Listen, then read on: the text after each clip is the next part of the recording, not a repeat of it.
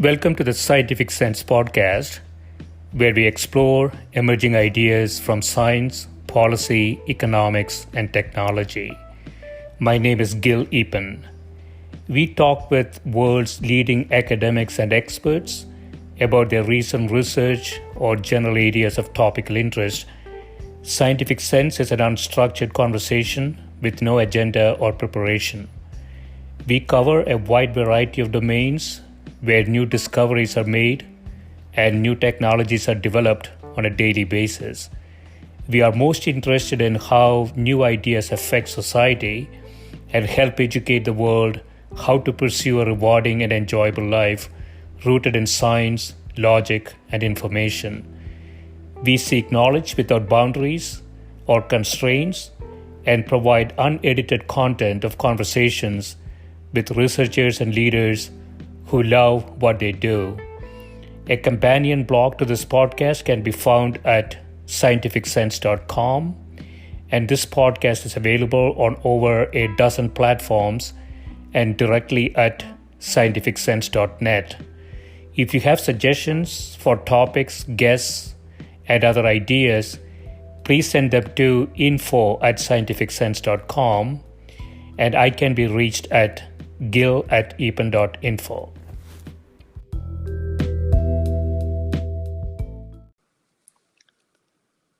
My guest today is Professor Nathan Gianneschi, who is a professor of chemistry, material science and engineering, biomedical engineering, and pharmacology at Northwestern University. He is associate director of the International Institute for Nanotechnology at Northwestern. His research spans biomedical translational polymeric materials, mimicking biological materials, and advancing basic research in nanotechnology. Welcome, Nathan. Thank you very much for having me. Sure, yeah. So I want to go through your papers in more detail, but before you start, I would like to lay out a conceptual framework for your research details. Just very quickly, Nathan, I was at Pfizer in the 90s, not as a researcher, but as a business guy. And when I was there, I used to think that pharma R&D is very inelegant. We create these agents. We actually have no idea what they're all going to do once it's inside the body. So we go through many experiments, first in animals and then in humans in various phases to see what actually happens. And to assure that too many people are not killed, there's a phase 1 study looking at just toxicity first and then in tightly controlled doses there. And then we go back and look at efficacy. So when I left Pfizer in 2000, the attrition rates in what is called phase 2A and phase 2B in combination was about 85%, which meant that only about 1 in 100 compounds that a pharmaceutical company tries actually succeed through that process of human testing into market. And if you attrition adjust that the total expenses, it's about 1.4 billion per successful compound in the market. I think in 20 years since then, the attrition rates remained pretty much the same. Costs have gone up about 30% more due to inflation and other reasons. And so this process still appears to be somewhat inelegant, at least from my perspective. So you have a little bit of a different approach to it, right? So could you talk a bit about the platform that you have been working on? Well, yeah, I think in academia as well, you have to remember we don't have the burden of always taking drugs to market, and rather we, have taken and many others an approach to developing exactly that, thinking about new platform technologies that could be eventually translatable. Certainly, that is a major goal, and so. But our main concern is in where can we innovate? And in our case, where can we innovate on the material side, material science, polymer chemistry side? Where can we make impact? Where can we have an impact where maybe in the small molecule drug development world, maybe even in other kinds of nanoscale or microscale formulations, where have they failed because of maybe trying to shoehorn in an old drug into a new formulation, or as you've sort of alluded to, screening large numbers of drugs, perhaps some drugs that are already approved, for example, for new uses.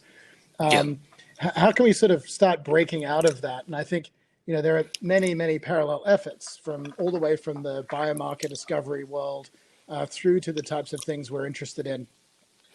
And so essentially, in the biomedical space, what we've done over the years is look at where I think a common thread has been looking at where there are biomarkers that have been identified, certainly by many other groups. For example, enzymatic, upregulated extracellular enzymes, for example, that are associated with inflammation, which is sort of the basis of one of our technologies. And rather than look at it as a target for drugging directly, and so this would be the traditional or even make quite innovative methods for looking at how do we go after drugging those enzymes selectively with small molecules or even larger molecules, antibodies, proteins, peptides. Rather than directly attacking those enzymes, how do we preserve them? They're part of the inflammation response, and instead use them to target materials. And in that way, you're not inhibiting the enzyme, you're not getting the off-target effects of that inhibition process, which can be problematic actually in that case because the enzymes are present elsewhere in the body, but rather use them to target a material, a diagnostic and a therapeutic. And I think that's been a common thread between both our cancer work and our work in myocardial infarction as well. It's kind of leverage biomarkers in perhaps a different way. And so one innovation here is a transport mechanism, right, Nathan, if I understand it correctly? The transport, yes. In cancer, we've been really excited about an opportunities around hitchhiking on metabolic pathways, again, associated with cancer. And in this case, it is a transport process. And this is from the point of injection of the material, or in this case, of a molecule, through to when it is taken into cells and tissues. And so, again, these are transport pathways that are necessary for certain tumors to feed themselves. And so they're feeding themselves quite vigorously with exogenous, or in other words, fats and proteins that come from the outside world, and the outside world being the other parts of our body, so our blood and other parts of the organs that they're in. And so, again, the question wasn't, well, there'd been a lot of efforts actually to drug those pathways, and in some cases to utilize them in that way, to inhibit them, for example. So inhibit sort of the process by which cells and tissues, cancer cells and tissues, are trying to build the components to build more cells, right? To propagate the cancer and to maintain this high energy metabolism, high metabolism process. Instead of directly drug them, use those channels as transporters of completely orthogonal, completely unrelated anti-cancer drugs to try to get around maybe problems of drug resistance, to try to take maybe therapeutics that otherwise are somewhat limited in how much you can dose, and try to change the game in that way. So that's been a big, exciting new push for us. Okay, so one focus there is sort of improving the therapeutic index, right? Yep. So the difference between the toxic dose and effective dose.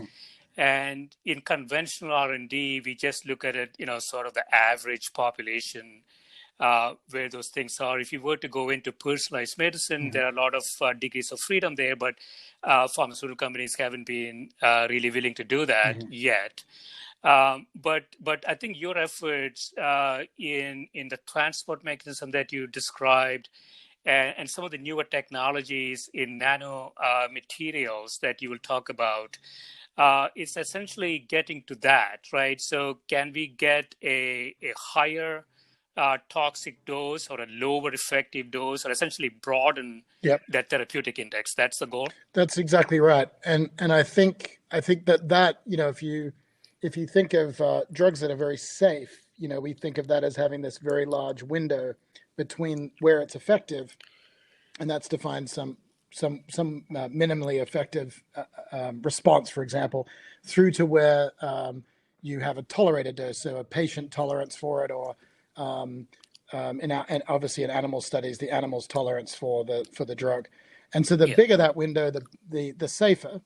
But I think also it's recognized, of course, that the bigger that window, the more opportunity potentially you have for getting into sort of a new manifold of activity of the same drug. So if you're dose limited sort of side effect limited in terms of the dose, then that caps your ability to go after the disease in some cases, right? And in certain traditional chemotherapeutics, that is the wisdom. So yeah, and I think by targeting the drug or targeting a material that acts as a drug depot, that's where the game is, to try to overcome those barriers. And there are lots of very interesting drugs that have lots of off-target effects.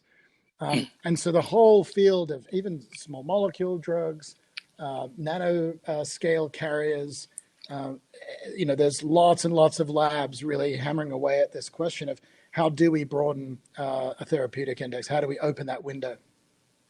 Right. Okay. And so if you take an existing agent and if you piggyback on some process that you can identify, you can get to the target site in a much more efficient fashion. In which case you can broaden the therapeutic index, right? So that's piggybacking on some process, but then also there is nanomaterials, right? That you could utilize in that. Yeah. So in the one instance, that'd be like you said, the piggybacking on a process of, say, molecule consumption that's inherent to the disease. And what you were saying earlier is right, that it could be personalized in some cases, or at least in sort of batches of patients, like certain types of tumors at certain times, maybe metastatic disease, for example. So it might not be person by person, but it might be a marker that's narrowed down to a specific class of disease, for example. In the case of nanomaterials, there's been lots of work in the area, and the thought has been along those lines of what features, that there are physical features. So some of the wisdom around the leakiness of the tissue, the tendency of diseased tissue to be maybe more indiscriminate about taking up nanomaterials. And so there's been a lot of efforts in that sort of space.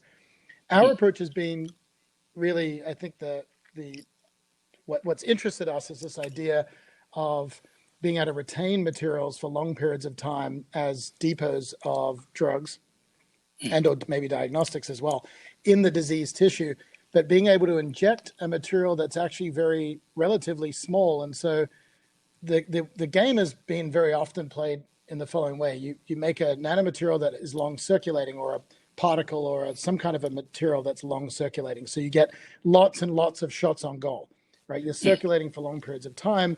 And so over time you accumulate in the tumor. Our approach has really lent more towards, and increasingly recently, to materials that can be injected, would circulate very rapidly and clear. And they might clear through the kidneys, for example, in the optimal case. And instead what they're doing, so that in other words, they're below the renal clearance threshold. So your body isn't seeing them as a nanoparticle. It's not what happens often on the nanoscale is particles, materials are seen as foreign entities. They're almost the same size as viruses. So they're consumed by your system, taken to the liver and destroyed. And so you get a lot of liver accumulation instead of targeting other disease, other sites. And so what we've tried to do is say, okay, go way below, go to a small object, a low molecular weight species that assembles inside the diseased tissue into a larger structure so that it can't come back out. And so this is what we did, for example, in the case of heart attack, where the wound, the injury, I should say, in the heart, in the left ventricle, is considerable. It is leaky tissue. It's sort of open windows. It's kind of like inflamed and opened up the doors and windows to the vasculature. So there's a way to get materials in from the vasculature. The trick has been to keep them in there.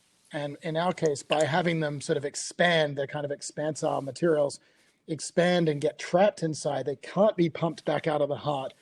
We've had success showing that first step, at least, that we're able to keep and accumulate materials. The next challenge for us is, okay, you can do that. Now, can you deliver drugs and get a meaningful therapeutic effect? Can you get a meaningful efficacy in terms of heart function? And that's kind of the next step. So the animal models, so just talk a little bit about myocardial infarction related work that you have done. So in animal models, in mouse models, I guess, when you have an injury, there is a lot of inflammation and you have shown that you can actually get materials to that specific site, Mhm. and it can have a mechanism for those materials to stay there for a while. Yeah. Is that what has been accomplished? Okay. Yes. So the So yeah, yeah go ahead. the process by which you essentially have a blockage that leads to heart the damage, right, Yeah. is a process that leads to obviously cell death. So this is muscle cell death, and then reperfusion. So you're blocking the blood, and then the blood's coming back, maybe after surgery, and so the patient's recovering, and their heart continues to go through this inflammation process. And so this is a process of rebuilding. You think of scar formation on your arm if you got a cut, right? The same kind of process. You rebuild the matrix that holds the cells together. You propagate new skin cells, new muscle cells, and you try to heal the tissue. This is exactly what's happening in the heart, except the heart muscle is very poor at doing that, and so you end up replacing the muscle with a large scar. And Right. if the field has been, in terms of driving towards sort of tissue regeneration, sort of biomaterials approaches or bioengineering approaches, has been trying to grapple with this. And are there stem cells you could inject? Are there anti-inflammatories? And our efforts have really just paralleled that and said, well, let's build a artificial scaffold within that injury, where you could then release anti-inflammatories. You could release other components that may aid in the maybe production of new heart tissue. And we've worked on that for several years now with a group who's really an expert in that area at UC San Diego, Karen Chrisman, who's in bioengineering there. So her and I have worked on that from these sort of two different angles together to try to address that through exactly that process. Okay. And so from my understanding, Nathan, so when you use nanomaterials, let's say nanotubes or something like that, Yeah. can you encase those things with an agent?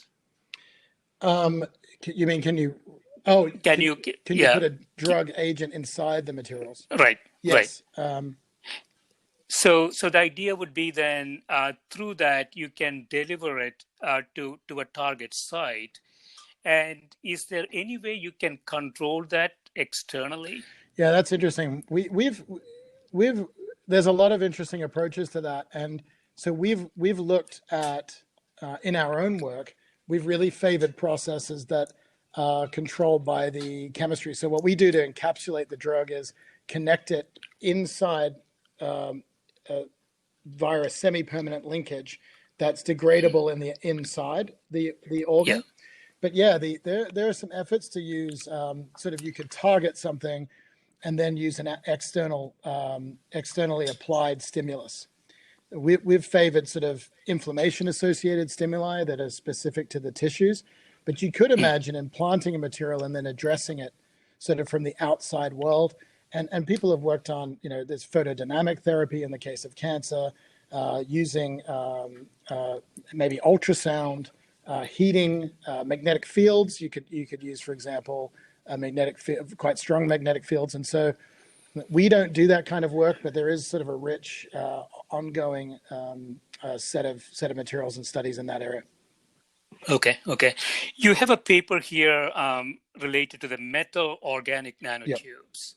And so what exactly is a metal organic nanotube, and what are the uses of that different from the typical nanotubes that we think about? Yeah, so this work is really an interesting direction for us. So we got very interested in a particular set of questions that have come up a lot across all kinds of fields of material science, in chemistry, of all kinds of materials, and that is mechanisms by which they form from the initial molecular components to give us these really largest, I mean, they're nanoscale, but they're large structures compared to the molecules.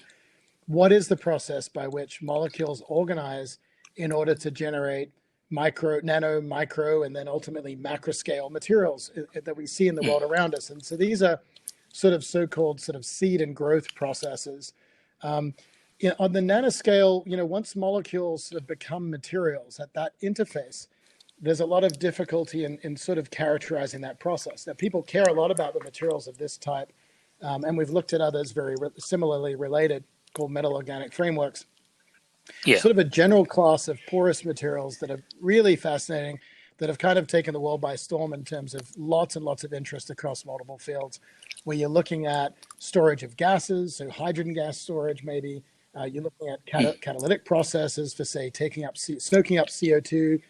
There are programs of people looking at putting these at room temperature and soaking up water to trap water out of the atmosphere. Just incredibly interesting materials of this very high surface area materials, that kind of class.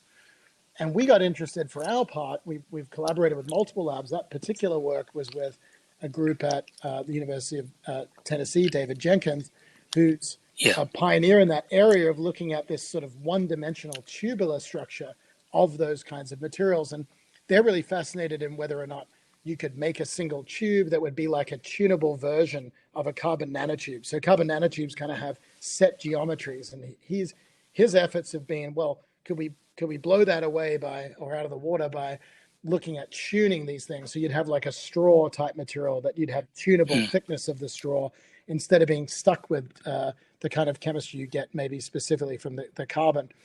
And so we kind of got together after a seminar he gave actually at the university, and I said, look, I think we might be able to directly visualize these forming. And we got excited about the possibility that, of course, if you can see it form, if you can understand how it forms, then that informs how you synthesize it, how you make it, right? And this is just classic grassroots way of thinking about designing syntheses is, if I understand the mechanism, then I have a way of perturbing it. And that's exactly what we started doing in that study, which was to essentially video these nanotubes forming. And it is videography, but using an electron microscope. And that's where sort of our lab is interfaced with others on the more sort of fundamental synthesis and then ultimately applications in material science side, has been in the characterization of those types of systems by visualizing them in liquids as they're dynamically moving by electron microscopy. So these are still in the nanoscale. So do you see more interesting applications of it in the therapeutic area? Just like the MI application. Yeah, that you described? that would be, we haven't thought about that. So we haven't thought of them as being immediately applicable in therapeutics, but we have and they've considered them other adsorbent materials as well, like metal organic frameworks of this kind of class are being looked at for exactly that purpose in some cases. They can encapsulate proteins, for example, which is some really awesome work coming out of some colleagues of mine at Northwestern and others, where you can imagine stabilizing a therapeutic, for example, in these large pores that these materials have. And as I mentioned, this sort of nanostraw idea would be like what we call in the lingo a host-guest type interaction, where the tube is a host and it holds a chemical guest inside that can then ultimately have like a time release or a programmed release. That hasn't been investigated specifically for those structures, but it is a field of increasing interest for sure. Yeah, excellent. We'll take a quick break, Nathan, and when we come back, we'll talk about your work in the cancer Absolutely, area. thank you. Okay, thank you.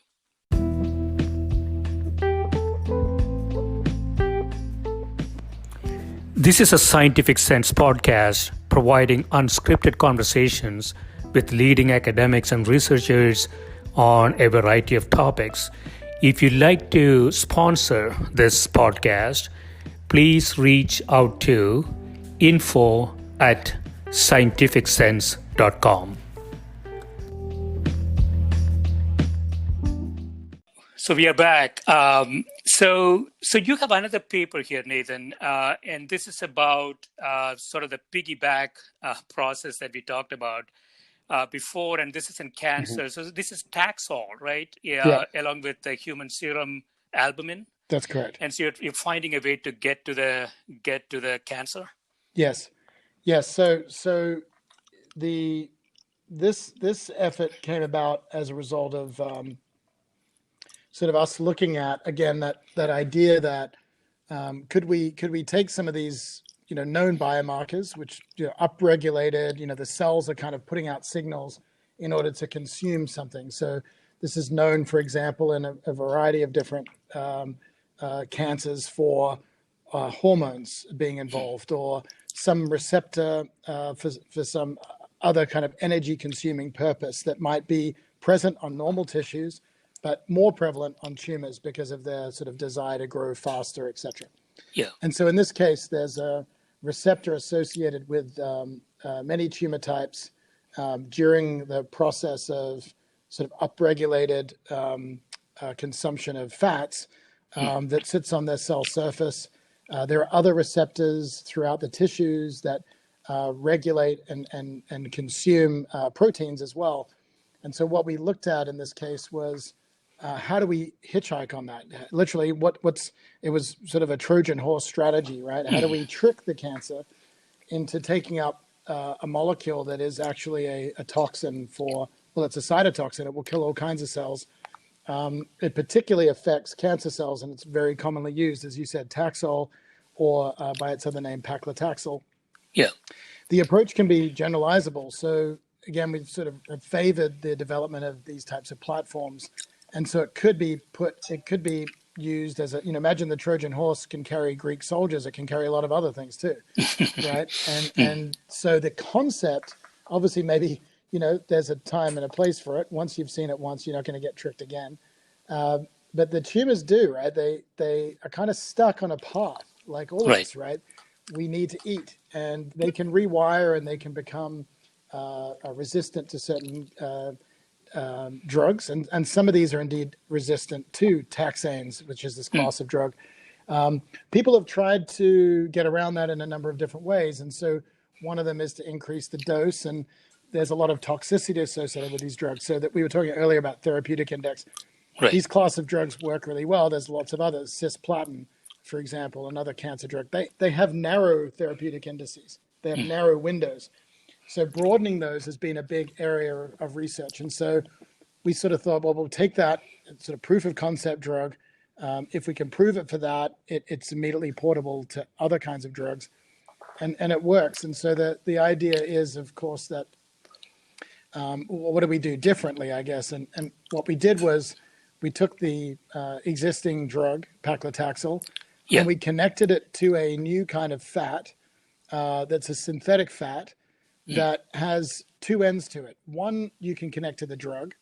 The other end looks exactly like the native fat, and specifically it looks like stearic acid, which is a 18 carbon long chain that is known and natural.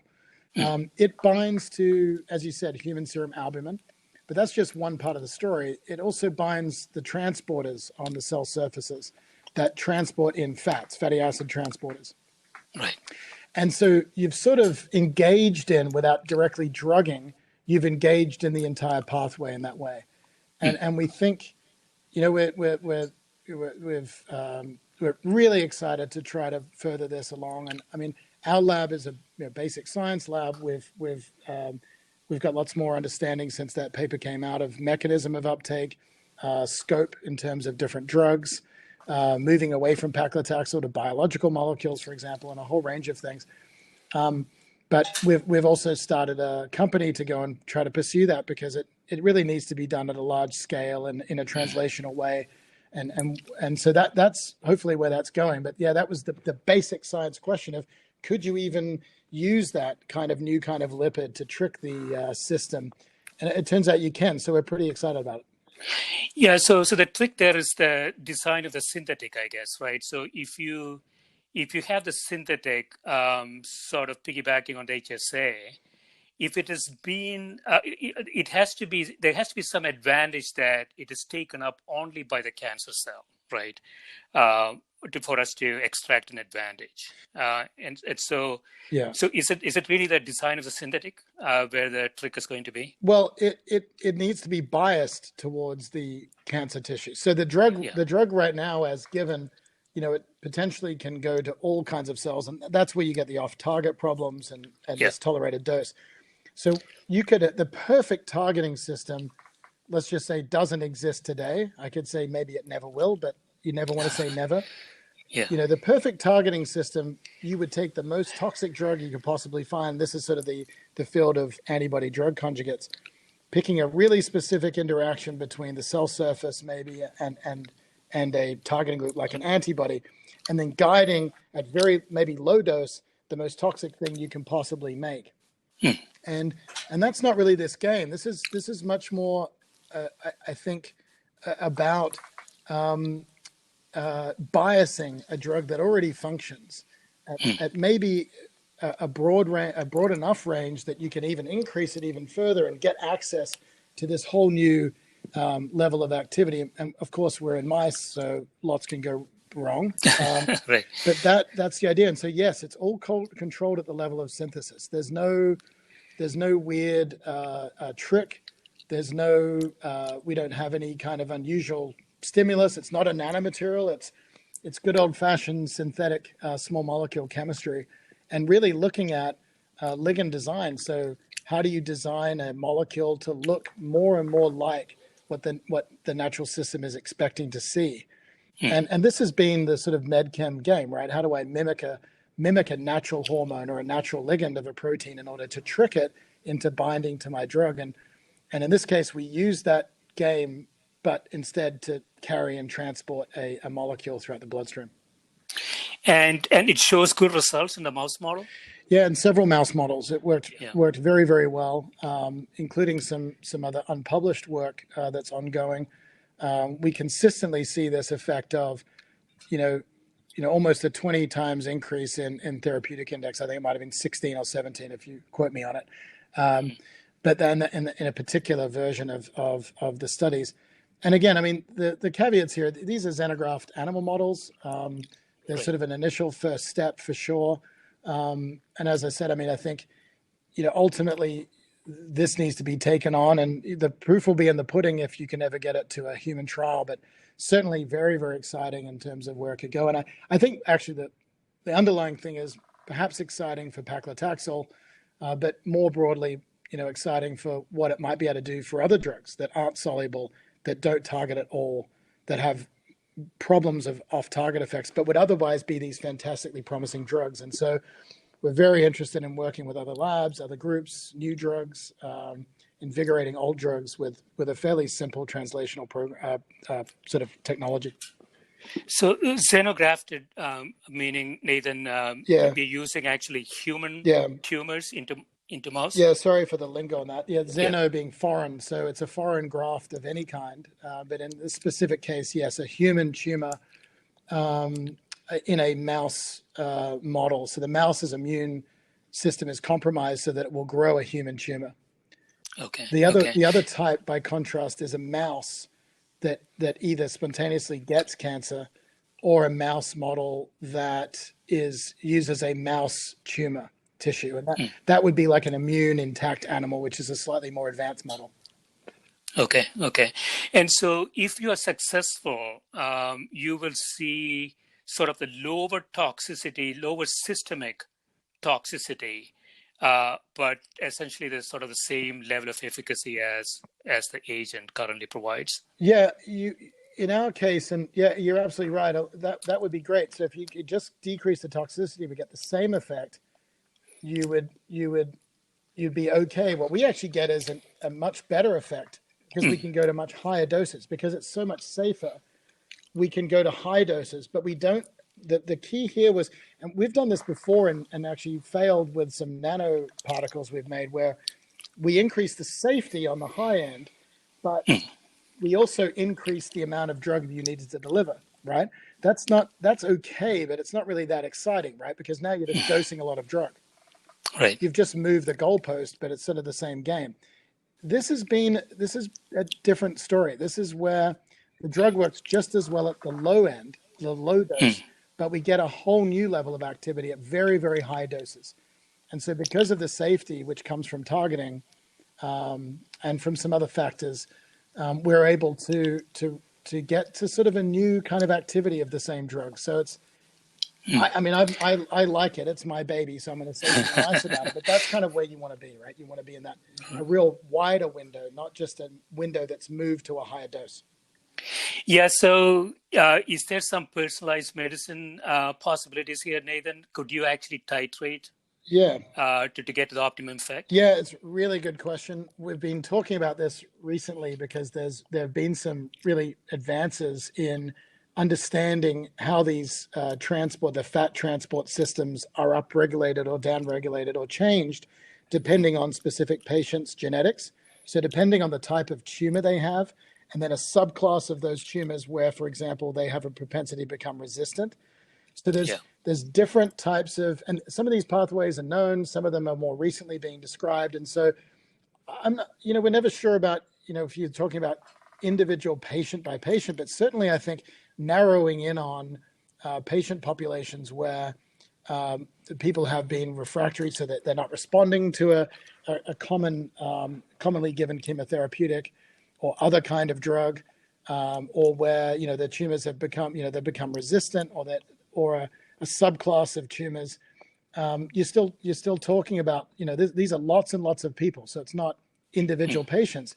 But I think being able to say, yes, you've tested positive for this marker on your tumor, and therefore this drug can do something for you that other drugs can't, I think I find a compelling and powerful thing for us to be involved in, because obviously it helps those people who otherwise can't be helped.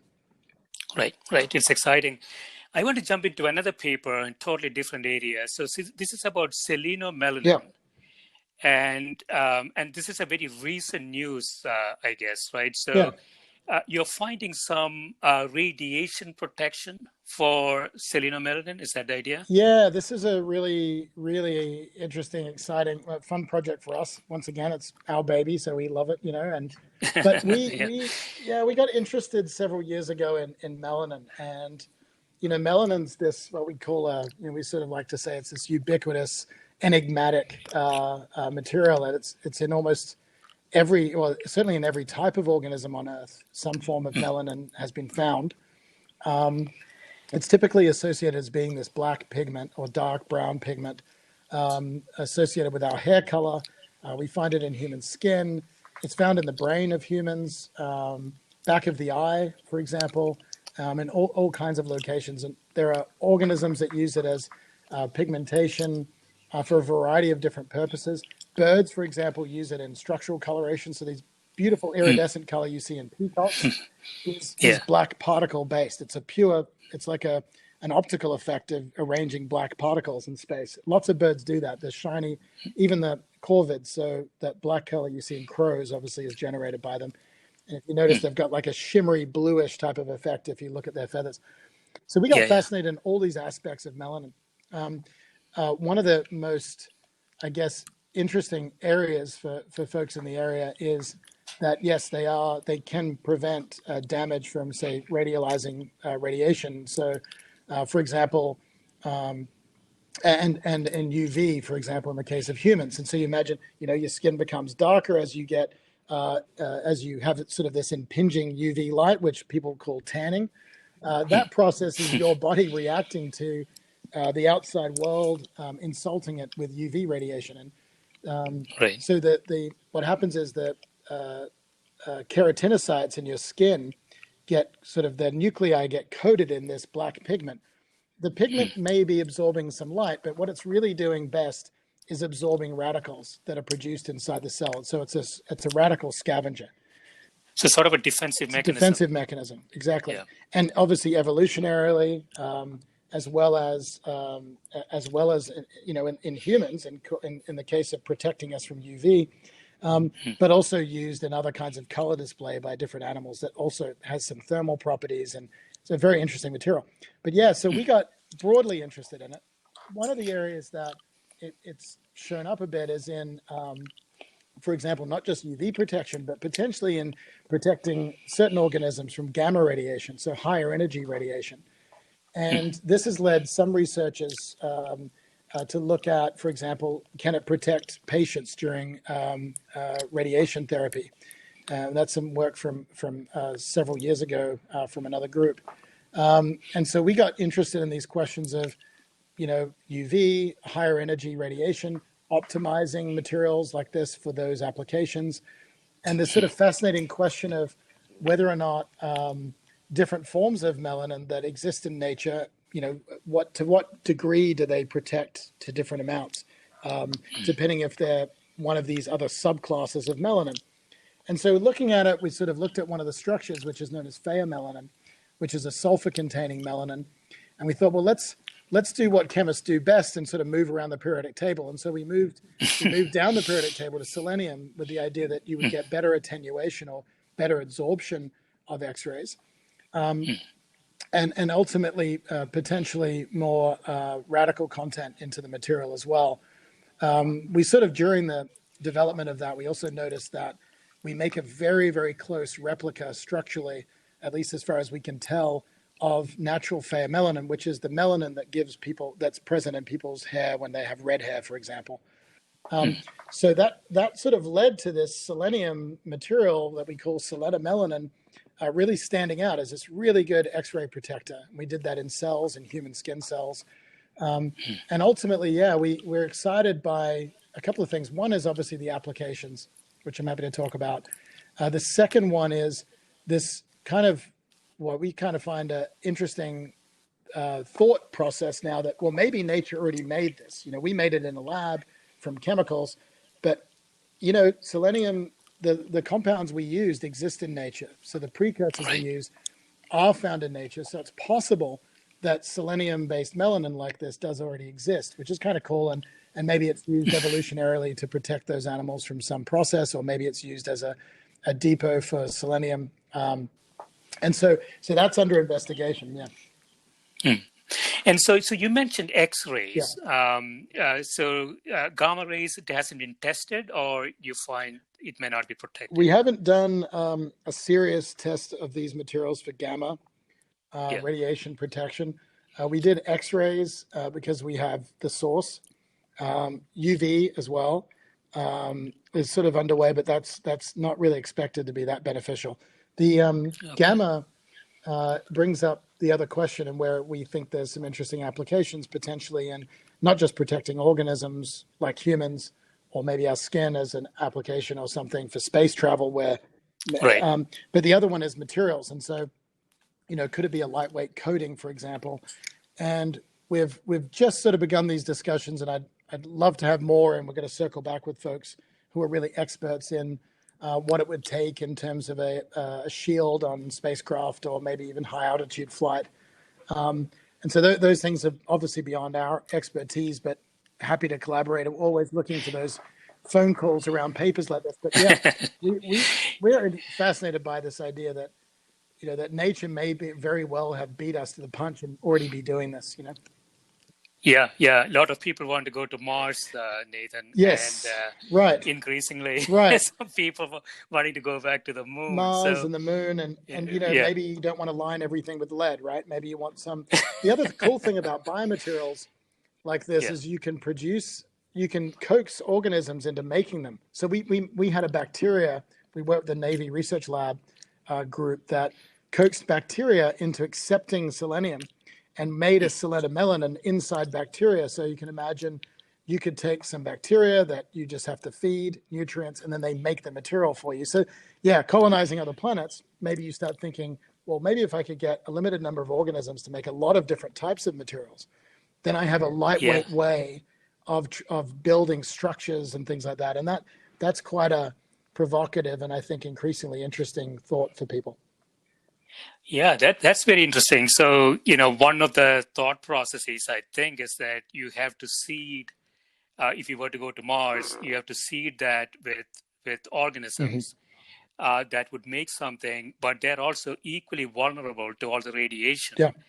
And so if you can create a species of organisms that are able to create something from a food environmental change perspective, but also are resistant, then, a lot of the requirements of creating an enclosure goes away, right? Potentially. So I think it's an interesting thought. And these organisms in the melanized organism class, particularly this, we also work with this other kind of melanin called allomelanin, which is a type that's made by fungi.